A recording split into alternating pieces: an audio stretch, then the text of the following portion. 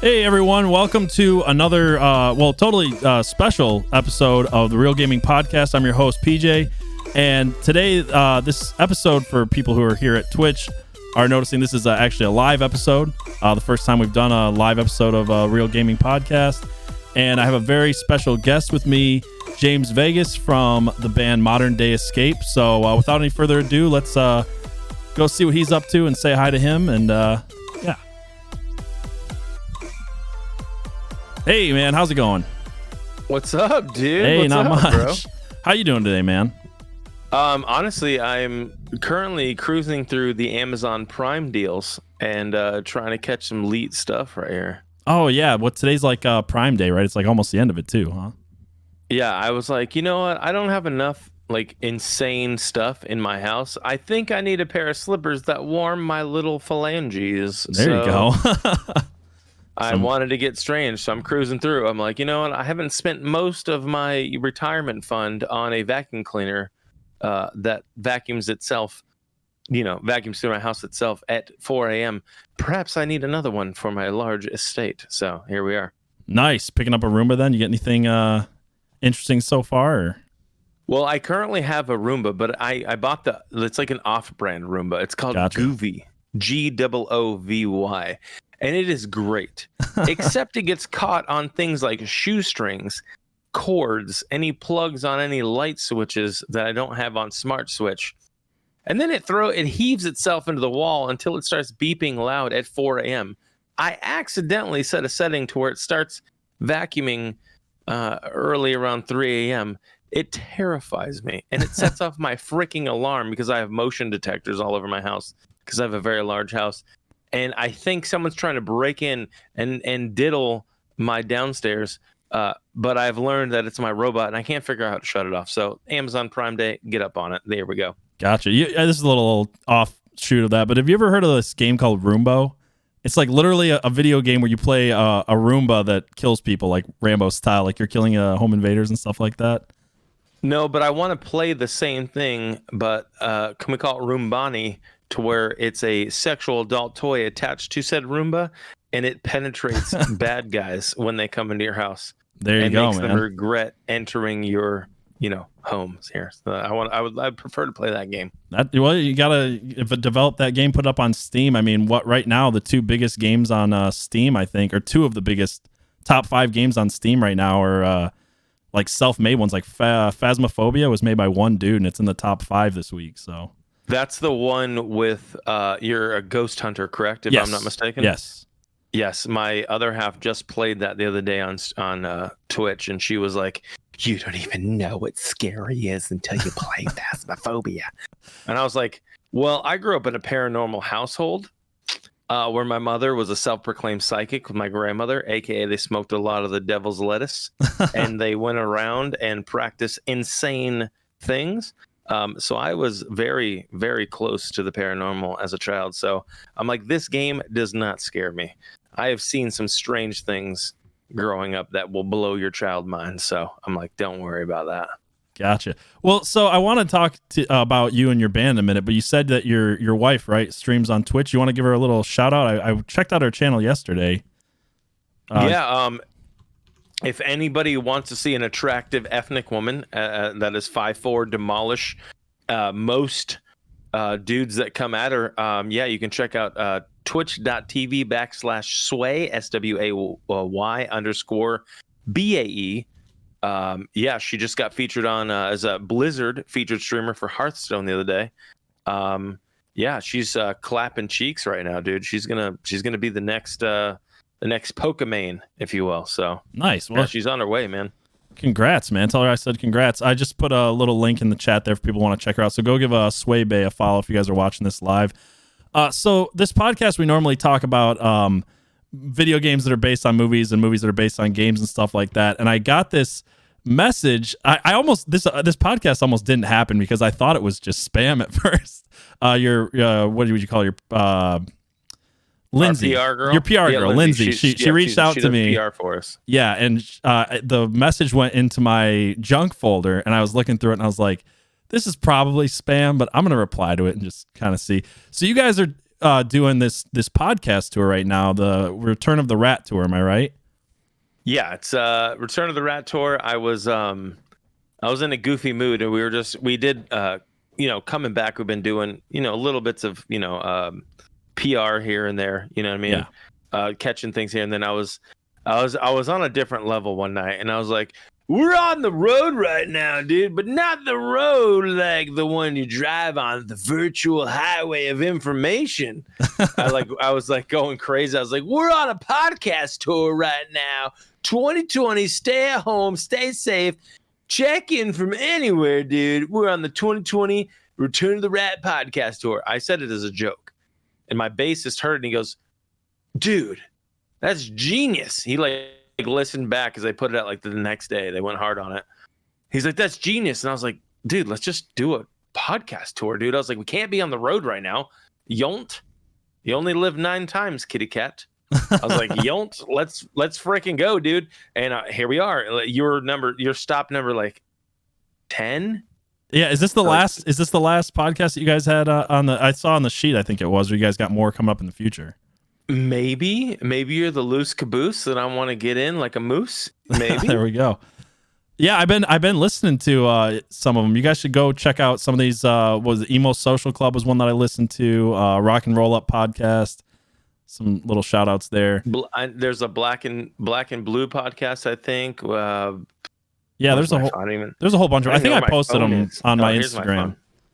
Yeah, there's a bunch, man. There's a lot of like other cool podcasts. I mean, dude, maybe even you can do like a collab with some of these guys. Like your personality and theirs, dude, will flow really well. So I mean, that'd be awesome. I'm always looking for guests. The way this podcast works is I've been bringing on other podcasters and other streamers, and every week is a new guest. Sometimes I bring people back, but I'm always looking for new people to collab with. So for sure, man.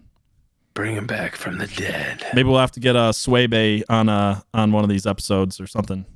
Yeah, she mentioned something. She's like, I think they added me. She's like, I'd love to work with them. Like, she's like the nicest person. Like, I'm abrasive, over the top, annoying, and loud. And she's like, she's super, like, really soft spoken, really kind. Like, probably the nicest person you ever meet in your whole life. So, you probably want to have her on here. Yeah, for sure. So, you guys were, I kind of want to talk about your history because this is really interesting time right now. You guys just got back together, right? So, you were a band starting. I want to get this right. It was like 2007-ish or? Close, yeah. I mean, technically off the record, we started in 2005. Gotcha. But we really started like on the books 2006. It's like, it was a weird like amalgamation of people. Like this band, dude, is like a brothel, dude. We're a round door, and we're a single man of 5 years here. I got dudes in and out of my door left and right, bro, since I started this thing in 2005, dude. Gotcha. I can't keep a guy in my life in the band to save my, to save my life here. I mean, it always is kind of hard to find people that want to commit the same level like that you do, though. I mean, yeah, dude, I haven't found it yet, honestly. Yeah. I mean, if you think about this, like, on brass tacks, I started the band in 2005. It's 2020. Yeah, it's 15 years, right? If I'm not mistaken, am I getting my math wrong there? No, you got it, man. Okay, just making sure, dude. You know what I mean? Sometimes like my brain gets a little weird, like Swiss cheese. That's 15 years, bro. I've been doing this specific band, as is. Like the songs that came out in 2000, I think our EP came out our first EP came out in 2007. So yeah, 15 years, bro. I haven't changed. I'm the exact same. I'm a little, more eccentric now because I'm getting older and caring less. That tends to happen. Yeah. Yeah, you know what I mean? The older we get, the weirder we get. Because we just, sure. It doesn't, we're not trying to prove anything. I'm like, dude, this is who I am, bro. I'm strange and I'm unusual. Whatever. Here we go. But yeah, man, keeping, I mean, even if you think of the people you went to high school with, are you really friends with them? Like, are you really? Oh, no. I mean, I think the only person from high school I still talk to is my brother-in-law. You know what I mean? That's can't avoid that. So, like, yeah, even keeping is anybody in the same job? Definitely not. No. The only reason your family's around because you have to deal with them. I mean, you can't really. I mean, I did ditch my family, but most people can't ditch their family. You're not in the same job. You're not in the same parents. You're not in the same friend group. So keeping musicians around, be like, dude, sacrifice your whole life for this. Nobody's going to want to do that for 15 years.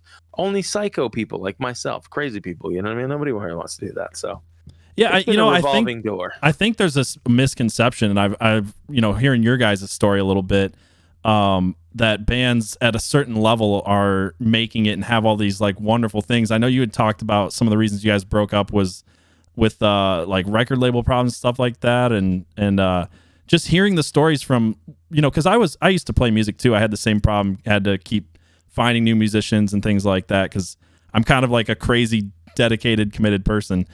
And it's really hard to find people that want to like, hey, do you want to go out on the road for a few months and make no money and eat beans out of cans twice a week? And I eat beans and moon pies. Yeah. That's about all you can afford though, right? And Jesus, yeah. Oh man, so. there's days where you just don't even eat at all, or you get a bag of bread and maybe peanut butter and split it between a group of 5 guys. You're sleeping in a van all kind of huddled together. It's not the lifestyle that everybody wants to keep going and doing again. So I definitely see that. Oh Lord have mercy, do I understand that life? Yeah. Our band is we made a motto of stealing free stuff, dude. Like any gas station we came across that had peanut butter or jelly in packets, bro. I mean ketchup, bro. We would suck on ketchup packets. We were so hungry, dude. Like, oh, many a days, bro. Like we used to smoke cigarettes. We're all addicted to nicotine, being all young. Be like, dude, you gotta smoke to be in a cool band, bro. We'd like go to malls, dude, and just dig out cigarettes out of the freaking things that weren't fully smoked. Light the cigarette butts to burn off any germs. This was our thing.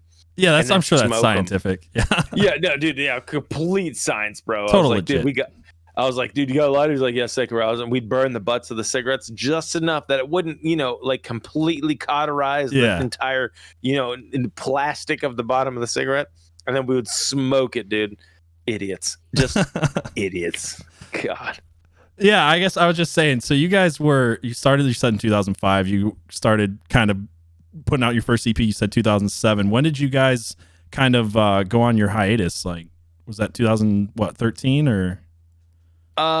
So yeah, I think it was 2013. Yeah, it was the hiatus because we put on pause the record label.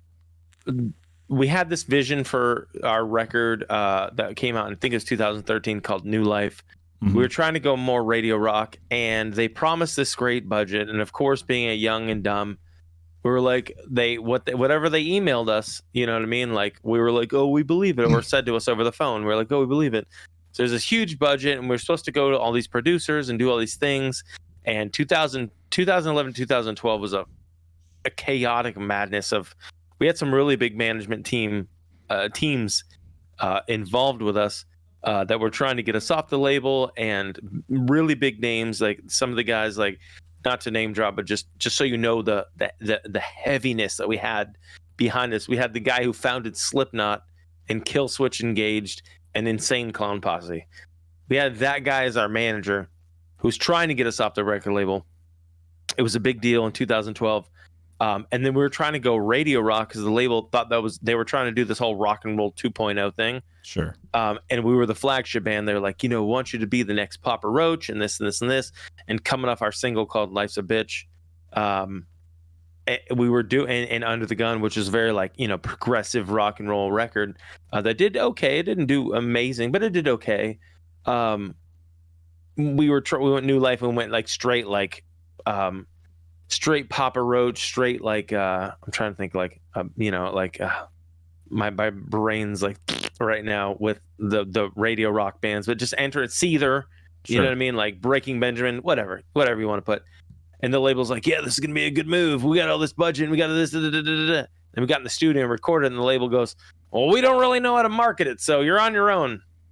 Oof. And then that was like literally like the end, and the label was gearing up to be sued by a couple other artists off the label. And yeah, you know what I mean? They basically like were promising us all these things and basically telling us we're going to save this and save that, and we're going to be the future this and future that and blah, blah, blah. And then they went bankrupt and didn't put any money in their album and then flopped. Yeah. So the album got buried. You know what I mean? Like, it didn't get the production quality. Luckily, a very close friend of mine who does a lot of stuff for Mushroomhead, did his best to save the save the record. We tried. We put it out. It didn't flow. It didn't vibe. The fans were like, dude, if you're not singing about monsters, werewolves, or kissing people on the downstairs, I don't care. You know what I mean?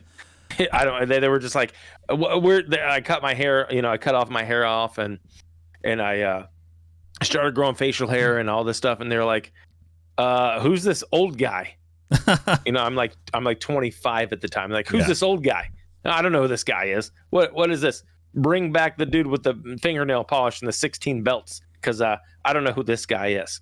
Yeah. So I feel like this is a kind of a common story of that, maybe of just that era, especially like the record label industry is kind of falling apart. Like I started seeing in 2012, 2013, a lot more bands doing crowdfunding and doing self-publishing, and I think that's kind of become a lot easier now with technology being the way it is and stuff. But I mean, now it's way easier. Oh my God. Yeah, there's just so many horror stories of bands that were. I mean, because you guys were in Hot Topic, you guys were on MTV, right? And I remembered you guys from back in the day a little bit. I didn't listen to a ton of your stuff, but I remembered it being in the zeitgeist and hearing you guys. And when I got that email, I was like, oh, I think I recognize that band. I went back and listened to some stuff. Like, oh yeah, I remember these guys. And right. I mean, you guys were doing pretty big tours and stuff like that too. So it's weird when we were starting to. We were on that cusp of like, if the record label wouldn't have, upset the management teams, the two teams that we had, which was it's called King Artist Management, sure, which is Scott Koenig and Mike Gitter, the guys who founded. Scott Koenig was the guy who gets pied in the face in the Beastie Boys music video back in the day for "Fight for Your Right to Party." Oh, okay. Like that dude who gets pied in the face, that iconic scene where the guy gets pied, bro. That was our manager. We were supposed to be like the next biggest thing. You know what I mean? Like we had all these people. I had one management at one point in time, and I'll tie this back in. I apologize for tangenting. No problem, man. So we had Scott Koenig, the guy who got pied in the face for the Beastie Boys video. So I mean, if you hung out in the 90s and got in the Beastie Boy video, to be pied in the face, and hung out in LA, you're clearly going to rub shoulders and get in the right positions to manage artists. Then Mike Gitter, the guy who founded like Slipknot, Killswitch Engage, he was managing Blood on the Dance Floor. I shouldn't say that because they've got a very, very dark mark on their name right now. But I'm just saying, an artist of the up and coming rising, Killswitch Engage, and I can't even believe how many other artists they managed and made happen. We had those guys that were like, okay, you guys are going to be the next, Papa Roach, the next this, the next that, blah blah blah blah, and then stop switch. We got a guy named John Moyer, who is currently and was and is the bassist of Disturbed. Was our manager, and he was managing us and the Dallas Cowboys. They have a metal band, or did have a metal band, and we were supposed to do all these things. So like one management one day was like, you guys need to be the next Papa Roach and sing like this, and then the label pisses them off, for lack of terms. Yeah. They're like, sorry guys, the label doesn't clearly want to invest in you, and they don't believe in you enough. So if they can't believe in you as your own record label, neither can we. We get dropped from King Artist Management. Then John Moyer picks us up from Disturbed, and he goes, I love it. You guys are going to be I want you guys to be the next Bring Me the Horizon. This is in 2012. This is all within 1 year. You know what I mean? Yeah. Very different sounds. Dude, from telling us to be Papa Roach to Bring Me the Horizon. And obviously people will listen to this and go, dude, you should have your own opinion, your own voice. You should do your own thing. Well, I'm like, so my answer to that is cool. In 2020, stand up and fight for your rights is a thing. Okay, cool. Yep. Everybody has a voice and opinion. Thanks, internet. But in 2012, your record label said jump, or we'll pull your funding. You say how high. Yeah. You do whatever you got to do. You shut your mouth and you do it. So I cut my hair up. I started dressing different. 1 minute I'm trying to sound like Papa Roach and doing this. Next minute I'm trying to be not trying to be, but being told to do the heaviest portion of modern day we can to be like Bring Me the Horizon. So if you listen to our Under the Gun album, 2012, it's half Papa Roach, half Bring Me the Horizon, for lack of better terms. Out comes that record. Both management ends up dropping us. The label goes, well, they're out of the way, so they were a bunch of tryhards, and they're trying to use you guys, and they manipulate us. I'm a 20-something-year-old kid just wanting to rock, you know what I mean? Like, not to sound like pathetic, be like, oh, rock, you know what I mean? But I didn't know it. I'm a trailer trash from Las Vegas, Nevada. What do I know? You know what I mean? Well, it's not like there's a school really to teach you how to handle all this. The music industry is ever changing anyway, so. 100%. Jack Black lied, dude. There is no School of Rock. Well, there is now, but there wasn't then. You know what I mean? Yeah. Nobody told me. And like I said, coming up being like, you know, in an indirect way, like I have a sister, but you know, we don't want to talk about that. You don't have all day. Being a technical, weird only child that moved out of their house when they were 17 to chase music and quit high school to chase this pipe dream, you know, for lack of better terms. No, I didn't have anybody have my back. We didn't have lawyers. We didn't have anybody. All our friends wanted to be our friends because we were making music and we were getting famous. They didn't care about us. You know what I mean? So I had no help. I didn't know what the hell I was doing.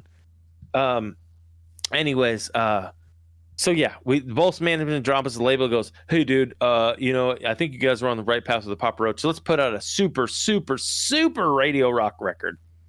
We're gonna put you on tour with, what did they tell us? Oh my God. I can't even think right now. Like Smile Empty Soul, Flaw, like all these yesteryear like radio rock bands. They're like, we're gonna start you out on these guys who are on their downswing. We're gonna put you on there and build you up onto your, you know, upswing.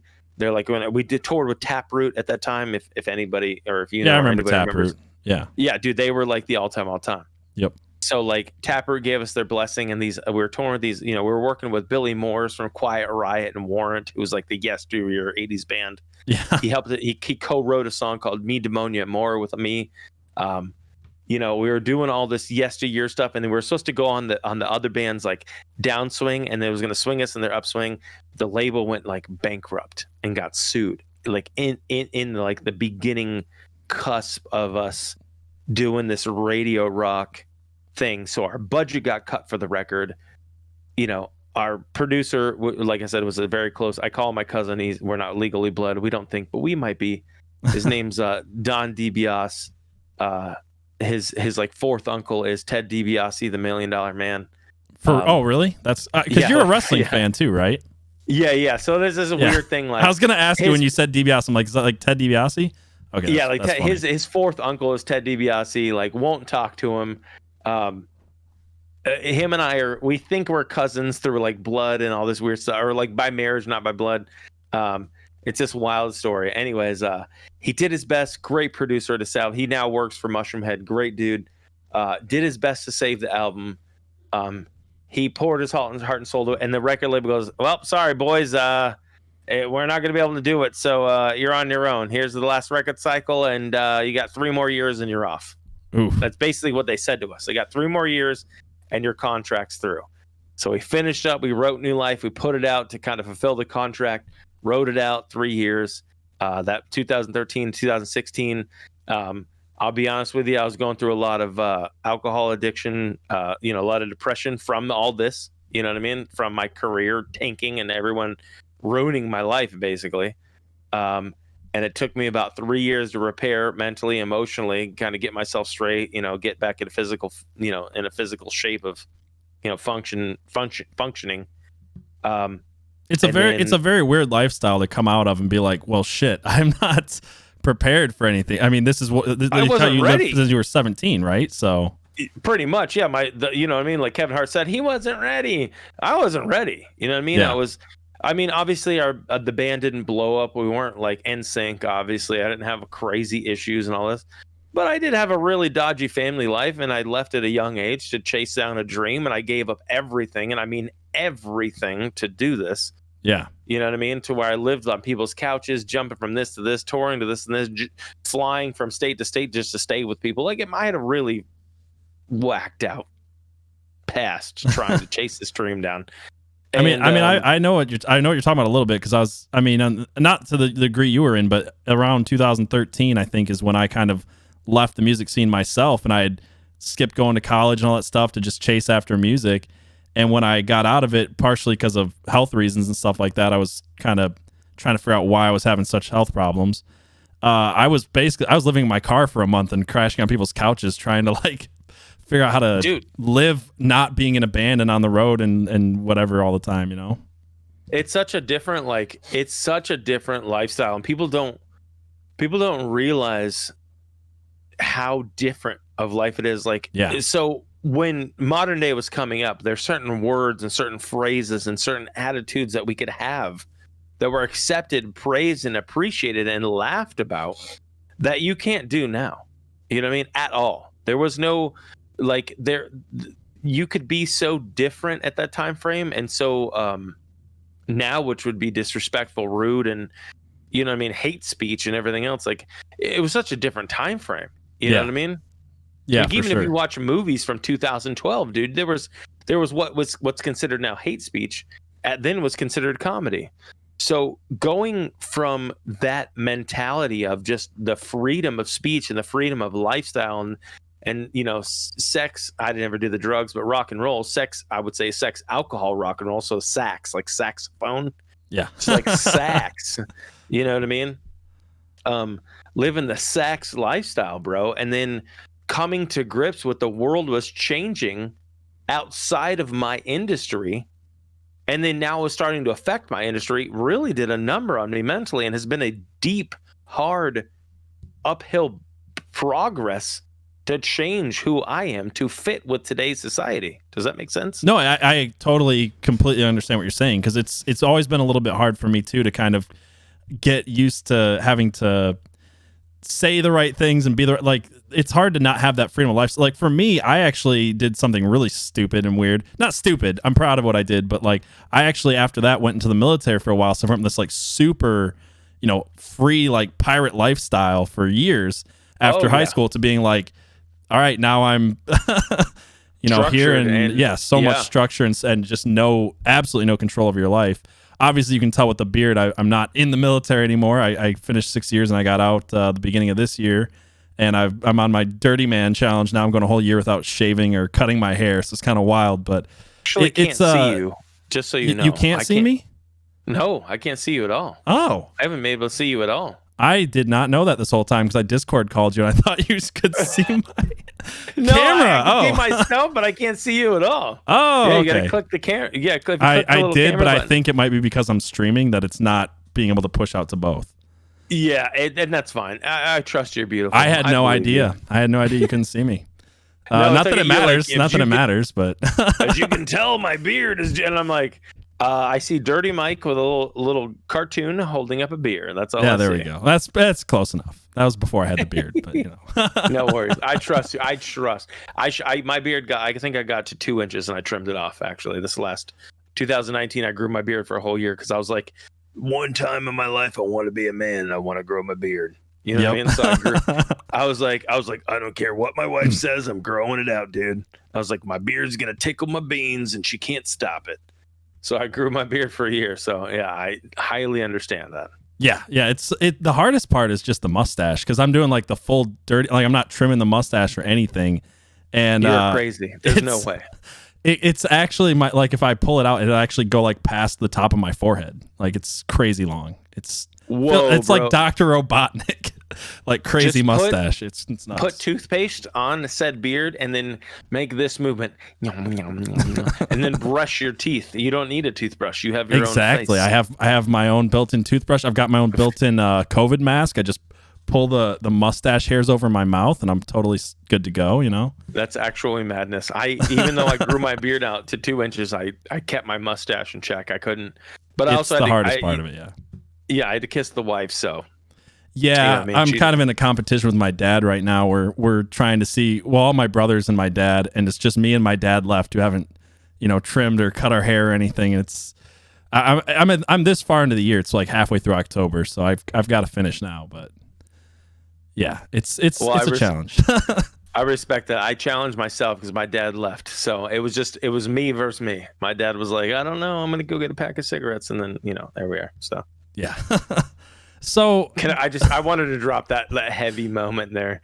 Yeah. Like, I'm going make me feel bad. Just like, oh yeah, you have a dad. Well, yeah. 1993. My dad's like, I'm going to go grab a pack of smokes. Happy Christmas. See you never. So, I'm kidding. My parents are happily married. They live in Florida. They're doing their thing. They smoke a lot of pot and grow guava, and they do their own thing. I don't really talk to them, but they're happy. I'm just kidding. So it's so hard to come back from that because now I feel like I can't say anything. From that one, I gotta follow that. So I was gonna ask you, so I don't have to feel so awkward and weird right now. What's it been like coming back now? Like, you guys were done in 2013, basically, right? You guys came back, from what I understand. Well, I was kind of curious because obviously we talk about video games a little bit. From what I understand, Fortnite is kind of what brought your band back. Is this? God, this story. I'm just gonna make you admit that you played Fortnite in front of everybody. So. Bro, I can't not lie. Okay, yeah. Look, I spent 2 whole days on Fortnite, and I mean by like that of a cumulative 4 hours. Okay, Fortnite was popping off, dude. Everybody was on Fortnite, dude. I was a Call of Duty guy. Like, that was my vibe. Like, I played COD. You know what I mean? Like, that was my thing, dude, since it started. Whatever. My bassist and a couple of my friends from Canada, who we all squatted out on COD, moved to Fortnite, and they were all about it. And I was like, it's been a while, dude. I miss my friends, bro. I was like, I'll jump on. Everyone's on about this Fortnite, whatever, dude. I'll get on it. I'll try it. I'm on there for 20 minutes, dude. I get sniped by some crazy kid from another country. I think he was Asian. All right. Probably 12 or younger. He starts cussing me in a language I don't even understand. My anger levels are rising. I'm like a volcano of fury over here, stuck in the States, cussing this child. He's cussing me, dude. And I was like, guys, I can't effing do this, bro. I got to get out of here. My bass is like, dude, listen, I was thinking, bro. What do you think if we started up the machine? And he tells me, he's like, I want to get the band back together. And I was like, no. No.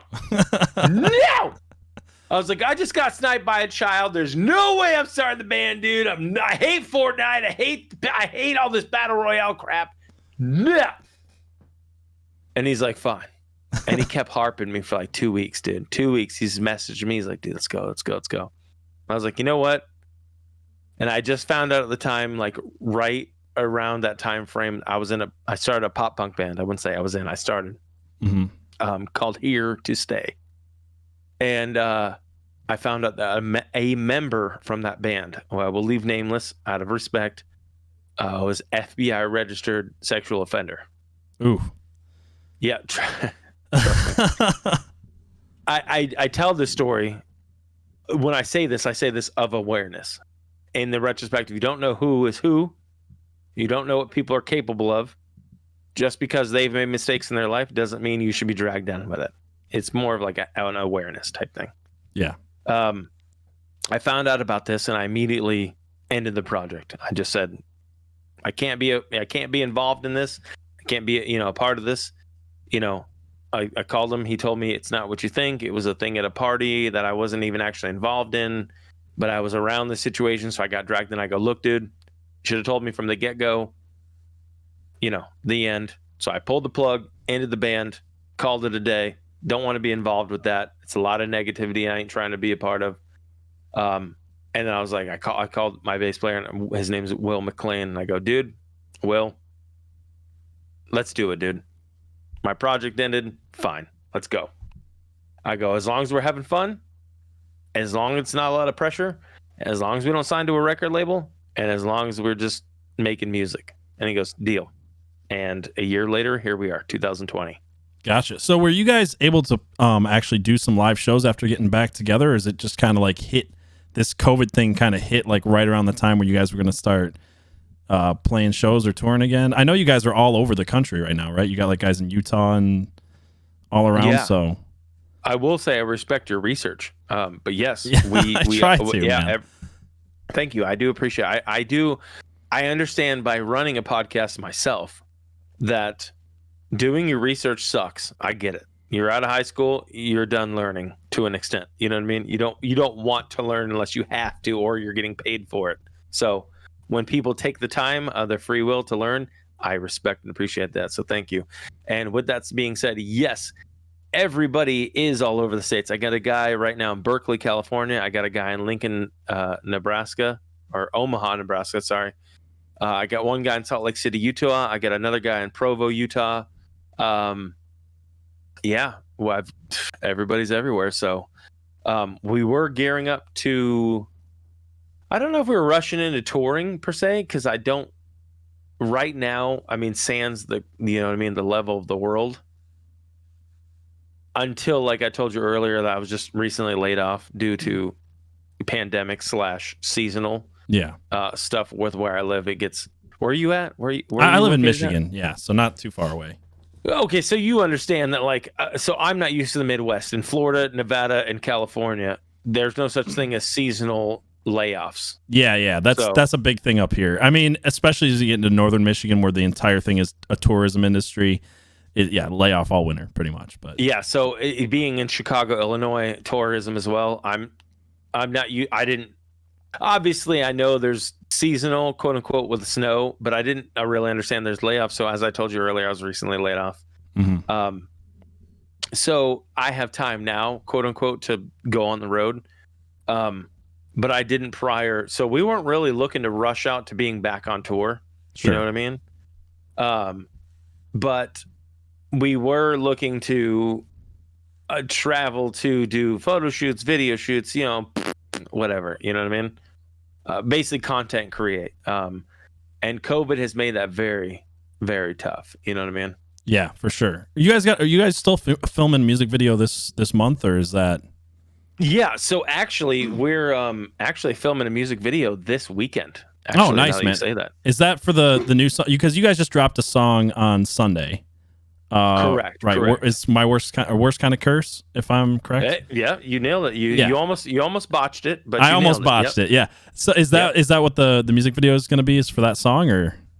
Yeah, actually, it's for worst kind of curse. It's our new single. And I'm pretty excited, man. I'm like really, really excited. Yeah. We're doing it this weekend. We have a bunch of extras coming in. We're doing very safe precautions, obviously, like social distancing, etc. You know what I mean? Yeah. But yeah, dude, we're doing. I got a temperature check and everything. Everyone's wearing masks and everything. You know what I mean? So I'm pretty stoked, dude. Nice. And yeah, some people in chat were just saying that song's amazing. I agree. I was listening to it again this morning, and I really dig your guys' new song. So thanks, man. I really appreciate that. Yeah. So, what was I gonna say?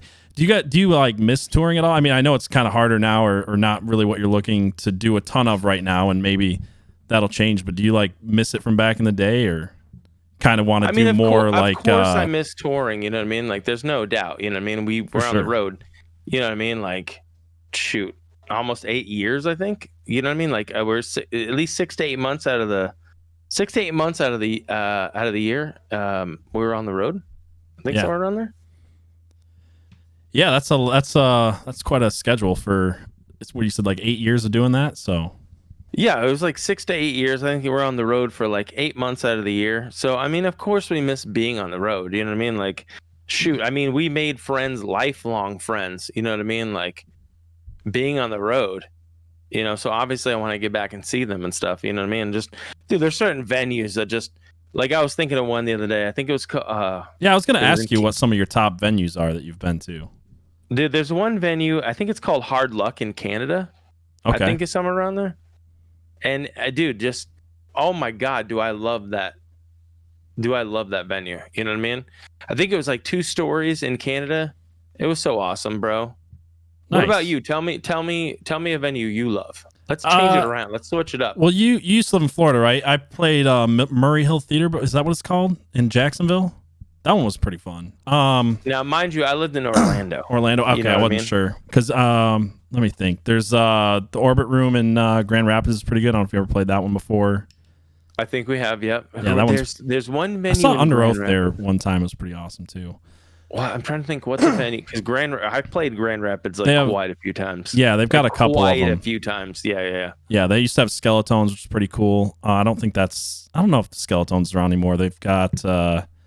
Is it the Intersection? I'm trying to remember, but yeah. So there's a couple of good ones there. Where's the Machine Shop? Flint. The Machine Shop's Flint. Yeah. Yeah, dude, Machine Shop, all time, bro. I think I have like 8 pictures of me all over that venue from when Modern Day stopped touring. I went out and toured and merchandise managed a band called Trapped. Oh yeah, okay. I remember Trapped. They had that song Headstrong and a bunch of other songs, you know what I mean, on the radio. And they recently, it's funny because like for some reason musically I always found myself you know what I mean, like involved with some of the strange, characters of the industry, you know what I mean, if you will. And recently Trapped got a lot of heat on social media, you know what I mean? And I went out with them for a while and I merchandise managed them, and yeah, dude, Machine Shop. So there's like photos of me in Machine Shop with Modern Day. There's photos of me with Trapped. There's photos of me with like some of the guys from a band called Sons of Texas, who I was working with for a little bit and hanging out with. And yeah, it's crazy, dude. Crazy. Yeah. So I remember back in the day, are you a fan of As I Lay Dying at all? Or were you? Actually, yes. I used to hang out with some of those guys from As I Lay Oh, Dying. really? That's awesome, man. I was just going to say, I used to, they were like one of my inspirations growing up, or, getting into music and everything. And I remember I used to watch their like DVD quite a bit, and they had this game they would play.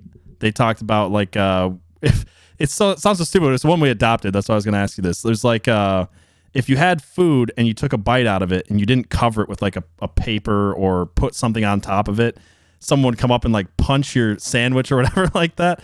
And we picked it up and started doing it too. So I remember there was one time where I was so hungry and I finally got like a hot dog or something, and I took a bite and set it down to talk to somebody, and my brother-in-law came up and just punched the shit out of this hot dog and just went flying everywhere.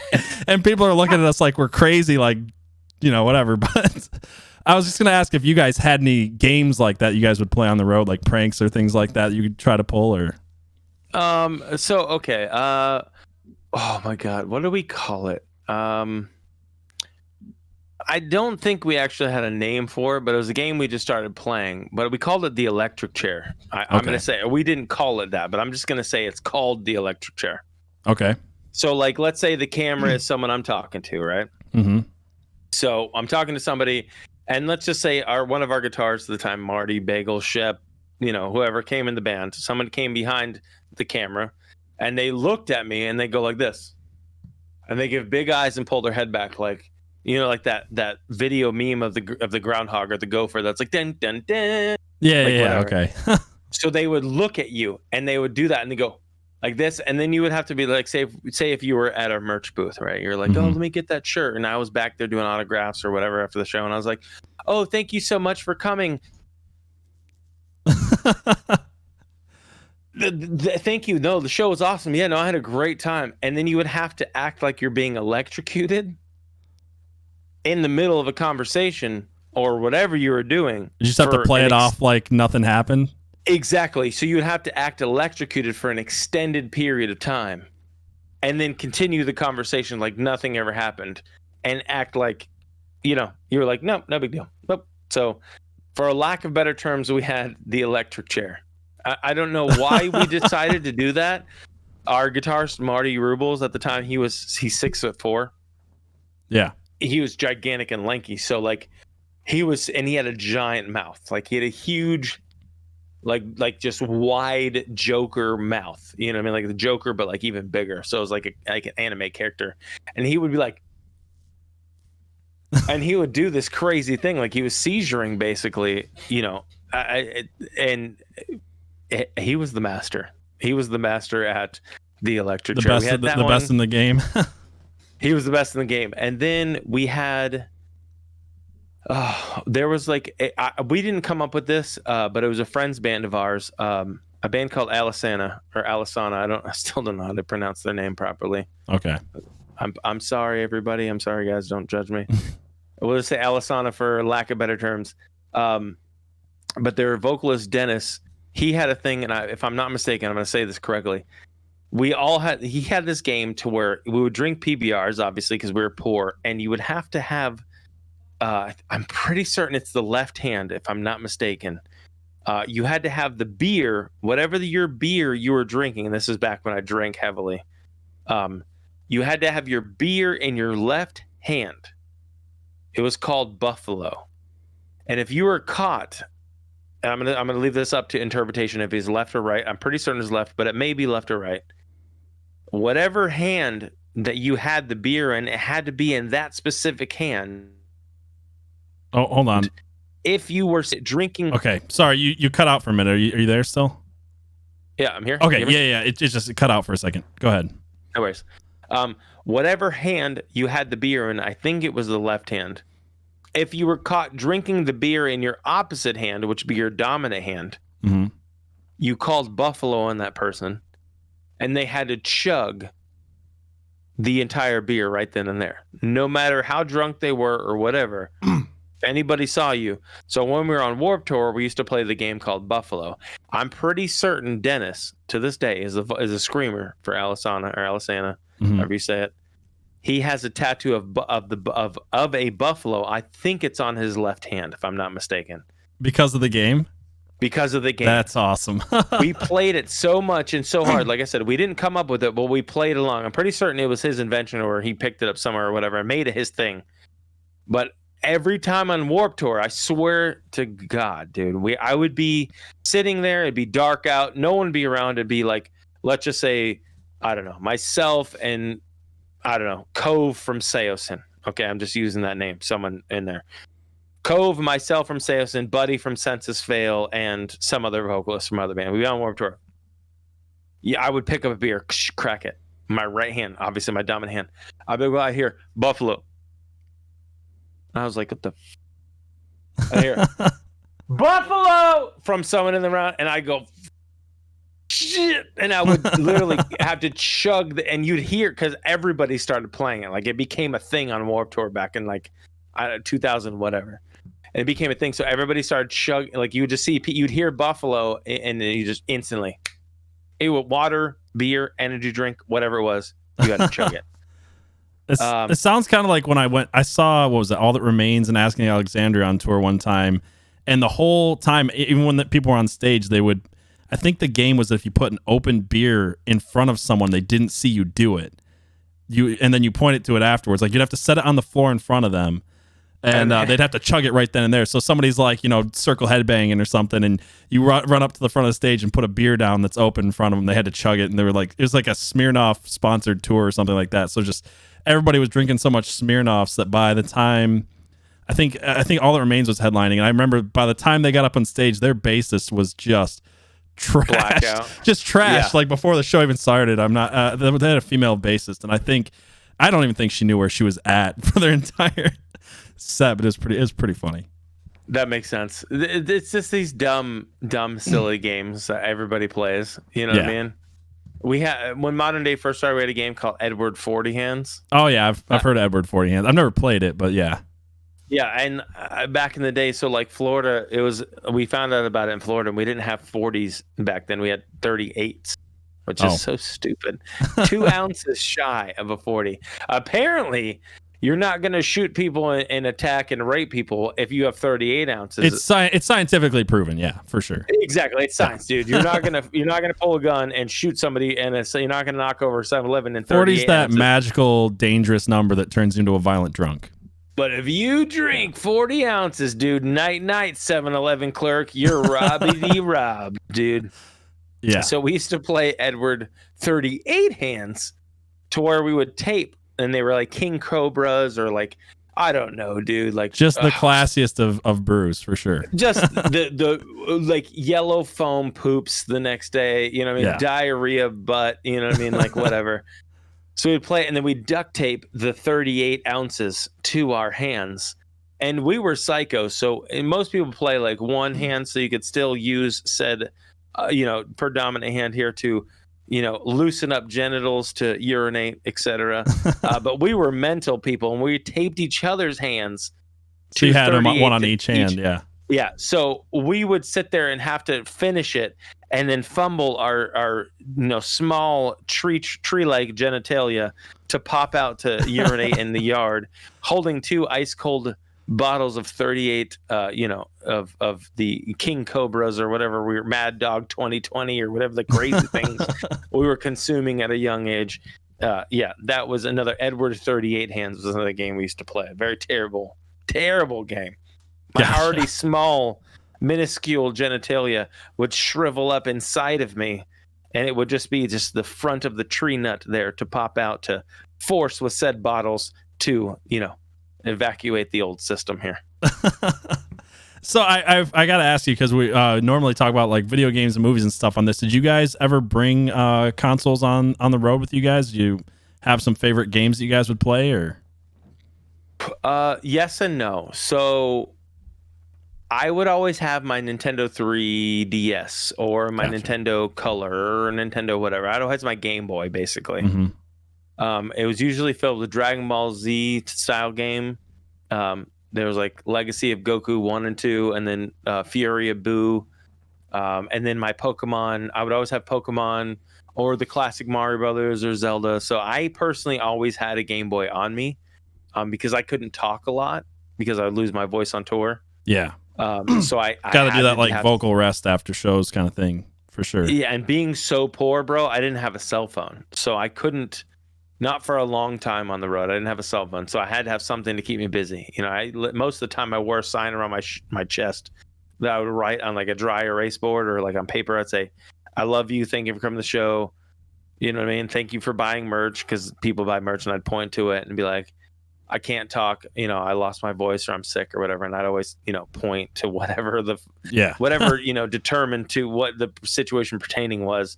And I felt like a D-bag, but I couldn't speak because. Being a vocalist, you rely on two muscles for months on end. You can only go so long. You know what I mean on this. So. Well, yeah, and there's nothing really that will heal that up either after a show. Like even tea and stuff like that. Like it really just takes being completely silent for an extended period of time to kind of get that to heal. I would chew 2 Tylenol, like the aspirin or whatever. Mm-hmm. I chew them and gargle with them. I did the throat coat. I did the spray. Yeah. Dude, I tried everything, bro. And yeah, you can only do so much. And I always felt like a jerk on tour because I couldn't talk to fans because they're like, oh my God, like a kid would come up. I remember specifically in West Virginia, he's like, I broke my collarbone during your pit. And I was like, I wanted to be like excited but sad. I'm like, are you okay? But like sick. You know what I mean? Yep. So like there's people like that I couldn't respond to, and I'd have to point to like a generated response here. You know what I mean? But yeah, dude, just being a vocalist is really, really tough at the end of the day. Not because we're just relying on 2 muscles. You know what I mean? So and you have to talk all day before the show. You have to talk on the radio. You have to do acoustic performances on the radio or Hot Topic at the time frame. We'd always do a Hot Topic acoustic or the radio or the local CD store acoustic, and then talk to the band, and then talk to your manager and tour manager, and then talk to the agent or whatever. Why isn't our guarantee there? And then go on stage, do 30 to 45 minutes, and then get off stage and then yell at the band because they weren't doing this, or someone's too drunk or too high or on pills doing this, and then call your wife or girlfriend. Dude, by 2 a.m. my voice is trashed. You know what I mean? Yeah, I mean that's the thing too. Is it's not like you can just change guitar strings or put a drum head on or something. You're relying on your voice, and there's nothing you can do to replace that. So. There's a lot of stress there too about like getting sick and stuff like that. Oh, yeah, bro. Every time we cross state lines to Colorado, my voice is like, "See you in Omaha, see you in Nebraska." You know what I mean? Like, yeah, my voice would just instantly be like goodbye and fly away. I've never had a Colorado performance that was good. You know what I mean? We're 6 miles above sea level or whatever it is. Yeah, guaranteed. My cheeks got clapped with altitude sickness every time, bro. I feel bad for any fan who ever came or part of the community that would ever come see Modern Day for a Colorado, because it was just guaranteed a bad show, dude. We've played like the theater, I forget what it's called. There's a specific theater out there. We played it like dream come true, stacked with people in the first row, stacked with people in the second row. You see those bands that like play those theaters that are like 2 stories that take the photo, like kneeled down with their arms around each other, and it's a sold out show. And you're like, I want to be that guy. You know what I mean? I've played those shows, and I've played those shows at like, you know what I mean? Like I've played those shows like sold out, and people are looking at me like, dude, F this guy, bro. F Modern Day, bro. Yeah, I mean that's the stressful part too, is like if you put in one bad performance because your voice That might be the only time that someone sees you, or they might think, oh, this band can't perform. It's never fun. I mean, everybody has a bad day, but it's not like you could snap a guitar string and change it. You can't do that with your voice. So yeah, and it sucks because it's like, the people who come is like, and like, I say this as a business, not as a person, because I lead two lives mentally. Yeah. Emotion, like music is a business. Every person is a play. Every person is a t-shirt sold. Everything is blah, blah, blah, blah, blah. You know what I mean? Mm-hmm. And that's the hard side of it. And that's the reality side of it. So you don't want to lose those people because it equals a number and a sale and blah, blah, blah, blah. And also, I, as a person outside of a business, we're going to set that aside and we're going to stop switch. I cared about everybody who came to the show, whether they came to see Modern Day or they came to see Wednesday 13 or, Ghost Town or Dr. Acula or, Blackville Brides or Taproot or whatever band we were on, Falling Verse or, whatever these bands that we're out, playing and touring with. I felt bad for those people because you don't want to see a band that sucks. You know what I mean? You don't want to see a guy up there who's got altitude sickness or his voice is going. Because as a fan, someone who's coming as a fan of music, you're not going to go in there and go, oh yeah, the singer of this random band I don't know has altitude sickness. His voice is gone. Oh, I get it. You're not thinking that. You're thinking, F these guys. I'm never going to listen to them again. So as a fan of music myself, I felt bad. You know what I mean? Yeah. I felt guilty. I felt terrible. I can't give them what they paid, even if they paid to come see me or the headlining band or, whatever. I can't give them what they want. And I felt bad as an individual. So I would leave the stage feeling guilty. You know what I mean? It's tough. It's tough, Yeah. That feeling definitely sucks. Every time I was ever on a show that bombed, it's something, like never really get over. Like, I feel like I can remember still like the show that I still like the most upset about, like that I just was not able to when I was sick, whatever. It just sticks with you. You feel bad, It does. It really does, especially if you give a damn. You know what I mean? And as much as I come off most of the time, like I'll troll our fans and I'll make fun of them for their sports teams or I'll give them a hard time. Like I'm a heel wrestler. Like I'm like a heel wrestler. You know what I mean? I like being the pretend bad guy. I actually care. I want their teams to win. I want everyone to be happy. But I give them a hard time. I razz them. I ruffle their feathers. You know what I mean? Like I like to be like Biff, Biff from Back to the Future. Yeah. You know what I mean? Like, is this your ball? And I drop kick. I'm like, then go get it. It's not that I really want to kick their ball away. I just like giving them a hard time. You know what I mean? I play a character. James Vegas is a character. You know what I mean? It's not who I really am. It's not my legal name. When I go home to my lady, I'm not James Vegas. I'm not this bully, overconfident, pompous jerk. You know what I mean? It's just a character, dude. It's just a character. I like to have fun. You know what I mean? I like to play around. So, yeah, for sure. I actually cared. Is what I'm trying to say. I actually give a damn. Versus most people, like he's a jerk. He thinks he's better than he is. He's a DICK. I'm not. It's all of a facade. It's just a joke. I'm kidding. Well, you seem like a pretty genuine guy, and I really enjoyed talking to me. I wanted to ask you: Are those like some horror movie posters in your background there, man? Yeah. So, if I don't know if the camera, I think I'm pointing at the right one. Yeah. So this one, that's really. I appreciate you asking me because this specific poster means a lot to me. It really does. So this poster is called Vampire Circus. Okay. It's an old horror movie. I think it was some like late 70s, early 80s, just very terrible. I mean, they tried, but compared to today's standards with Blumhouse taking over, it's cheesy. But it's a vampire movie. And it's actually the same poster that's from a movie that was in the 80s that I grew up watching when I was a very little child called Monster Squad. Okay. Yeah. That's why it looked familiar. I couldn't read it on my screen, but yeah. I'll turn the camera up just a scotchel here.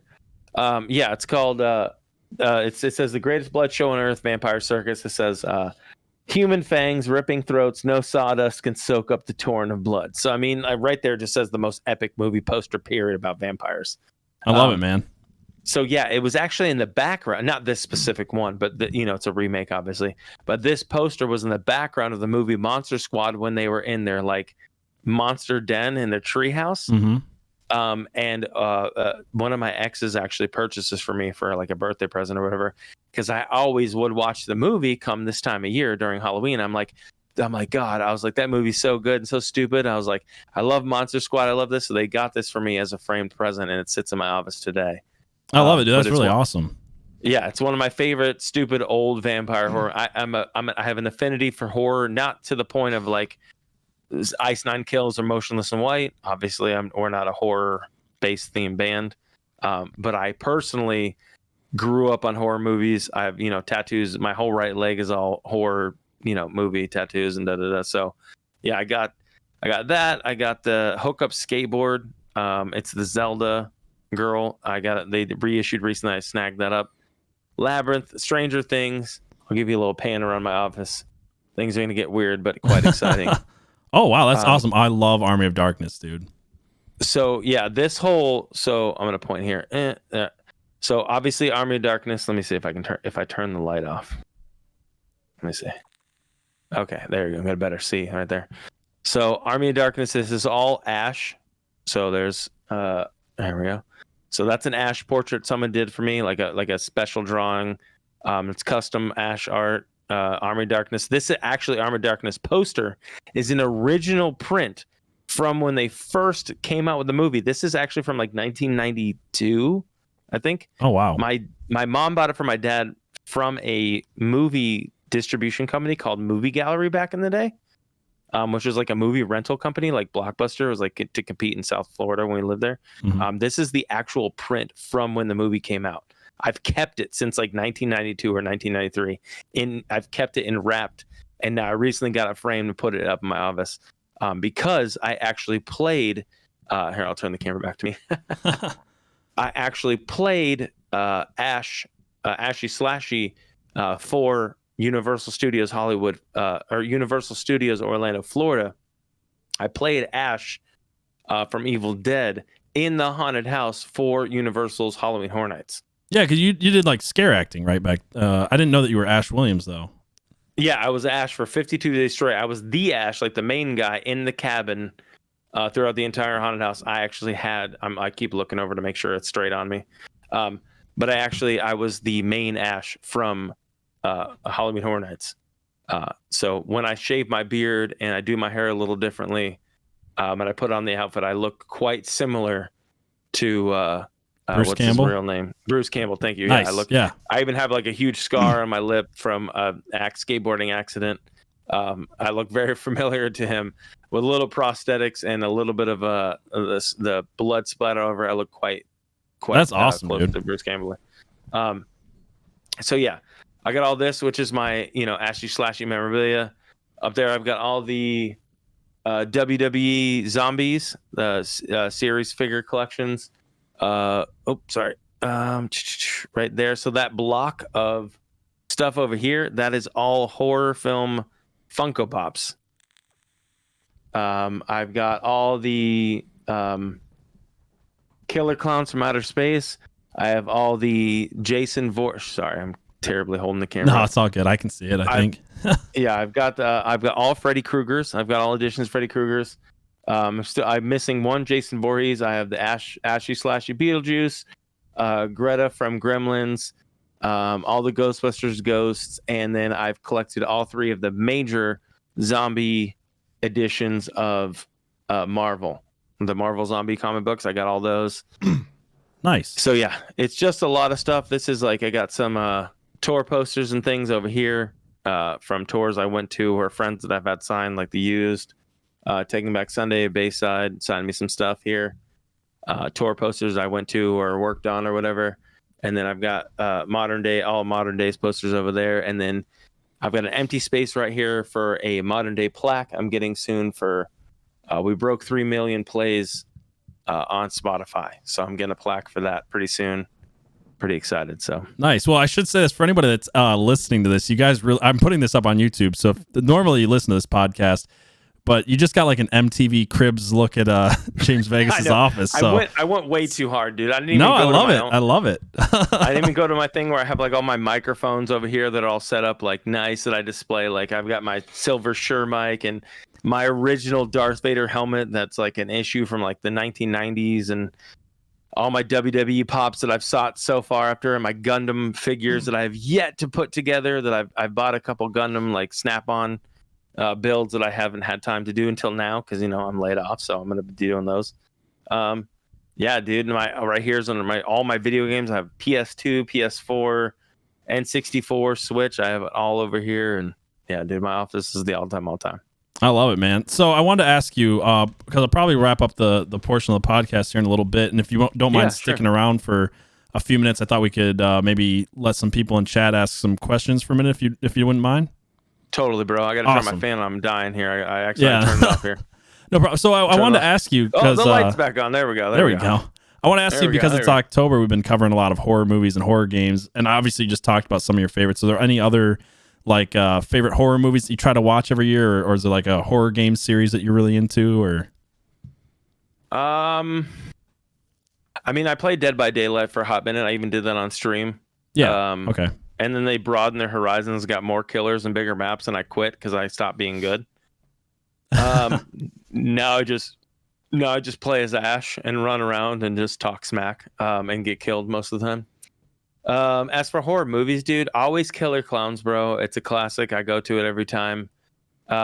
People Under the Stairs is a go-to. Scream trilogy from 1 through 3 slaps so hard. Obviously, I had to go back and go watch the Nightmare on Elm Street, the Jasons. You know what I mean? I'll tell you what. Instead of telling you all the people I do like, because it's obvious, let's go. Let me talk about the horror movies I don't like. Oh yeah, how about that? Let's hear that. Because this being the fact that I like to be the bad guy and be the troll. I know this will pee in a lot of people's pants. So let me start with Michael Myers. Trash. I'm glad that I'm not the only one that thinks that, because I do the same. Halloween, dude. I love Halloween. I love Halloween the season. Yeah. But the movies, dude, can kiss my buttocks, dude. I'm done, bro. I'm just done. It's cabbage. Done. We were talking about movies on my last podcast when we went into some just chatting, and I just kept bringing up movies. I'm like, I know people love certain movies, and I feel like I'm always the dick that has to be like, no, I don't like Elf. I'm not going to watch it this Christmas. It doesn't do anything for me. I don't know, but yeah, I've just never been into Halloween either. What's some other? Halloween's dumb, bro. It's a regular dude that lost his mind as a child and started stabbing people. Let's be honest. Yeah, he has no powers. He's not special. He has like. Let me PC this. He has special people strength. Yeah. Yep. Right. That's politically correct. That's as politically correct as it could be, I think. Yeah. Tomorrow, what you said will all of a sudden become, we'll have to change the terms again, but it's fine. I'm gonna be swinging from a rope no matter what I do, dude. Yeah, if it's from the public or myself, I beat myself down more than anybody can ever do it. So, yeah, dude. Michael Myers has like special people strength, dude. He's psychotic. I get it, but no, dude, not even. It just doesn't do anything. He's one pretend step from Psycho. You know what I mean? From what is it? Alfred Hitchcock's. What's his name? Bates. Norman Bates. Yeah, he's Norman Bates with a mask, but less inventive. At least Norman Bates was smart enough to get away with all his kills. Yeah, Norman Bates. You know what I mean? He had he used his mom as a patsy to get away with all of his murders. Yeah. He low-key murdered people that he was involved with. He's a teacher. If anybody watched the Bates Motel, the series, oh my God, it was amazing. Dude, the Bates Motel series smokes every Halloween movie. The best part of Halloween is Jamie Lee Curtis. The end. Yeah.